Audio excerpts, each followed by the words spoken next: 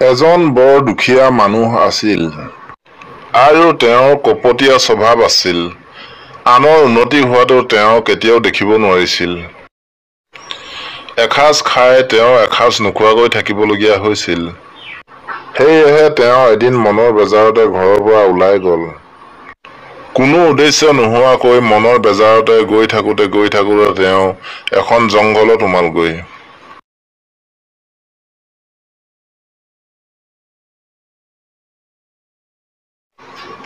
এনেতে তাৰ বৰ ভাগৰ লাগিল আৰু সেয়ে এজোপা গছৰ তলত বহিল।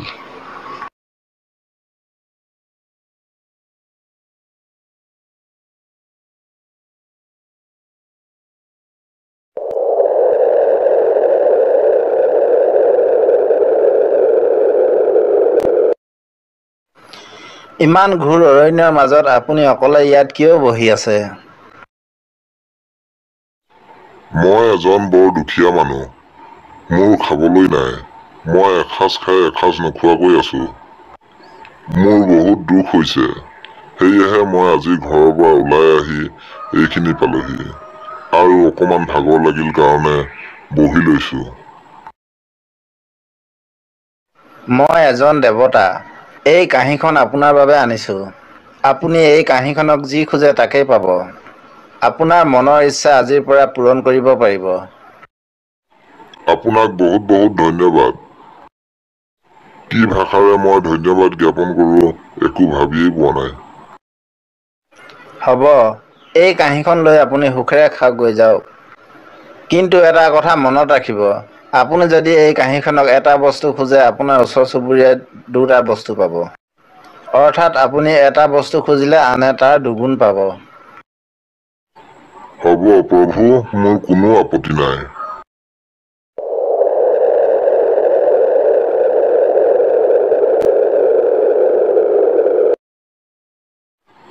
হে কাঁহী, মোক এটা ধুনীয়া পকী ঘৰ দিয়া।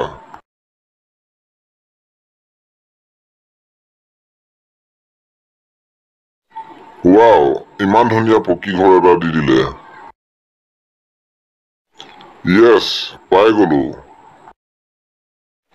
হে কাঁহী, মোক এটা ঘোঁৰা দিয়া।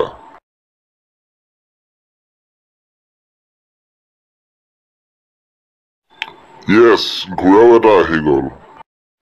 এতিয়া ঘৰটোত সোমাই চাওঁগৈ। বাহ, কি সুন্দৰ ঘৰ। ইয়াতে অকমান বহিয়ে লওঁ।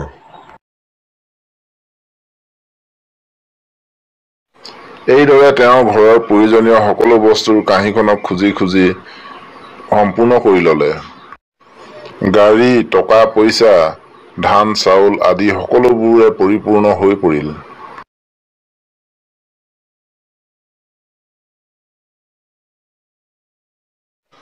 আজি বহুদিন ৰাকেশৰ ঘৰলৈ যোৱা নাই, এবাৰ গৈ আহোঁচোন। কি বা খবৰ মানুহটো? বহুদিন লগ পোৱাবই হোৱাই নাই নহয়। কেনেকুৱা খবৰ তোমাৰ, ভালনে? ভালেই। কি কৰিছাহে আজিকালি? বহুদিনতে লগ লগেই পোৱা নাই নহয়।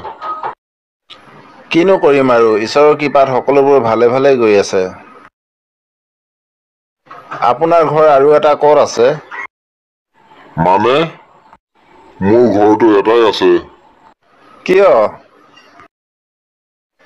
গাঁৱৰ সকলোৰে দুটাকৈ ঘৰ আছে। দুখন দুখন কাৰ আছে, দুটা দুটা ঘোঁৰা আছে। অকল ইমানেই নহয়, টকা পইচা, ঘৰুৱা সামগ্ৰী সকলোবোৰ নিজে নিজে আহি আছে। সেইদিনা মই কামৰ পৰা ঘূৰি আহি দেখো, মোৰ দুখন গাড়ী, দুটা ঘৰ, টকা পইচা, ঘৰৰ বাচন বৰ্তন, চাউল আদি সকলোবোৰ নিজে নিজে আহি গোট খাই আছেহি। তেতিয়াৰ পৰা মোৰ কোনো কাম কৰিব লগা হোৱা নাই। সকলোবোৰ ঈশ্বৰৰ কৃপাত নিজে নিজে আহি আছে। কিন্তু এটা কথা মনত ৰাখিব, আপুনি যদি এই কাঁহীখনক এটা বস্তু খোজে আপোনাৰ ওচৰ চুবুৰীয়াই দুটা বস্তু পাব। অৰ্থাৎ আপুনি এটা বস্তু খুজিলে আনে তাৰ দুগুণ পাব। হ'ব প্ৰভু, মোৰ কোনো আপত্তি নাই।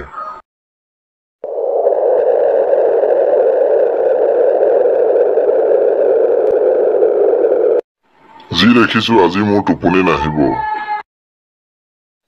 মই এটা বস্তু খুজিলে আনে দুটা বস্তু পায়। কি কৰো এতিয়া ভাবিকে পোৱা নাই। নাই, এই কাম মই কেতিয়াও হ'ব দিব নোৱাৰো। মই আনৰ উন্নতি হোৱাটো কেতিয়াও নিবিচাৰো। পাই গলো, আইডিয়া এটা পাই গলো।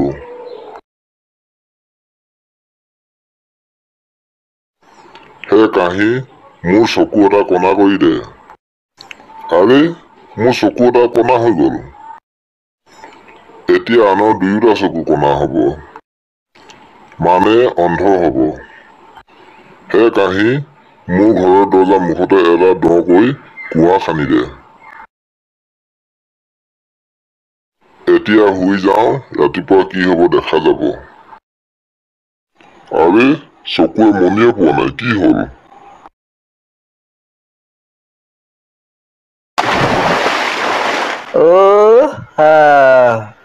আৰে, মই চকু একো দেখিয়ে পোৱা নাই, কি হল? আজি কিয় চকু একো দেখি পোৱা নাই? আই ঐ পৰিলো ঐ। কুঁৱাটো মই নিজে ৰাতি খান্দিব দিছিলো।